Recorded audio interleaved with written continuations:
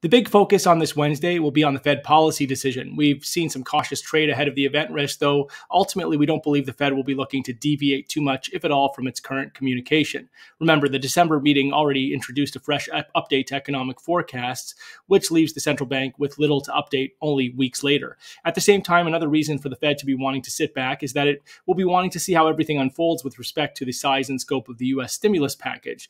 These days, central bank policy is much more about prioritizing the need for fiscal stimulus with monetary policy so extended. And now that we have this next round of stimulus on the verge of getting pushed out, the better course for the Fed will be to wait and see exactly what it looks like.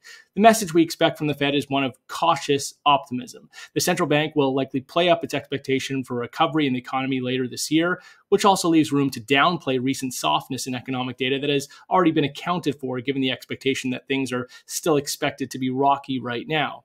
In the lead up to the decision, there has been a lot of chatter around the Fed signaling a taper later this year, but again, we don't see the Fed moving in this direction just yet, instead preferring to maintain its message that accommodative policy will remain in place and it won't be looking to slow the pace of QE or consider a timeline for a taper at this stage.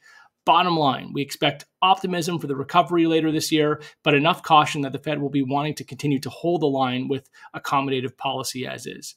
That's all for now.